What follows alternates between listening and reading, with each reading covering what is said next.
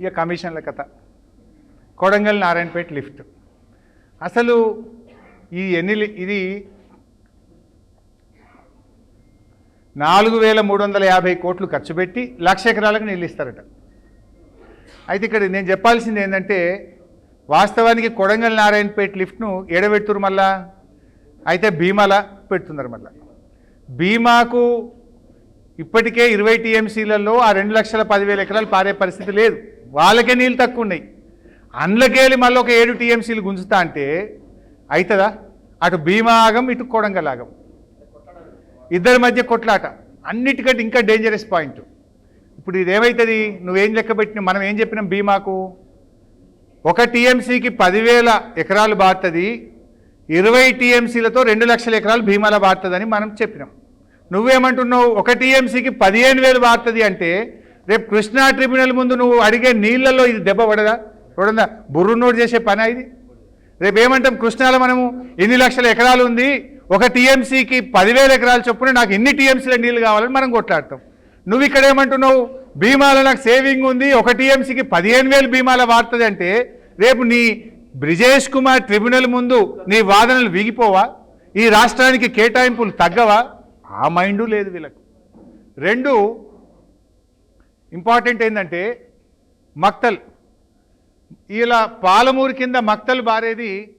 ఇప్పుడు పాలమూరు అంటే ఉద్దండాపూర్ రిజర్వాయర్ 68% అయిపోయింది. కాలువలకు కూడా బీఆర్ఎస్ టెండర్ పిలిచింది.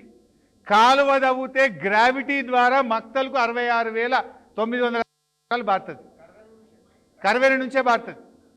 సో సార్ ఇక్కడి నుంచే మాట్లాడు, కర్వేరి నుంచే 66,963 ఎకరాలు బారుతుంది.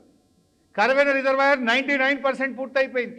కాలువ తవ్వితే కాలువడ్డం పెట్టినట్టు నీళ్లు వారే అవకాశం ఉండగా ఈ లిఫ్ట్ పెట్టి ఇచ్చేది ఎంత అంటే 30,000. మరి ఎందుకు లిఫ్ట్లు, మోటార్లు ఎందుకు, పంపులు ఎందుకు, మరి కరెంటు బిల్లు ఎందుకు?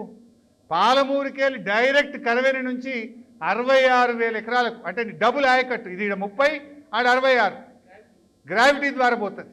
ఆ 66,000 వేరే అవకాశం ఉండగా అది పెడుతున్నాడు. కాలువ బంద్ పెట్టిండు, లిఫ్ట్ పెట్టిండు. నెక్స్ట్ నారాయణపేట్ 1,17,000 ఎకరాలు బారుతుంది పాలమూరు నుంచి. కాలువ తవ్వితే 1,17,000 ఎకరాలు బారే అవకాశం ఉంటే కాలువ పక్కకు పెట్టిండు, లిఫ్ట్ పెట్టి 16,000 ఇస్తా అంటాడు. కొడంగల్ ఆయన సొంత నియోజకవర్గం ఓట్లేసి గెలిపించిన కొడంగల్ ప్రజలకు కూడా రేవంత్ రెడ్డి ద్రోహం చేస్తున్నాడు. కొడంగల్ ప్రజలకు దగా చేస్తున్నాడు రేవంత్ రెడ్డి. కాలువ తవ్వితే కొడంగల్కు 63,000 ఎకరాలు బారేది ఉంటే కాలువ బంద్ పెట్టి 53,000 ఇస్తా, లిఫ్ట్ పెట్టి, అది 3వ లిఫ్ట్. 3 లిఫ్ట్ చక్కగా పనిచేస్తే భీమాల నీళ్లుంటే అది 53 వాడుతుంది.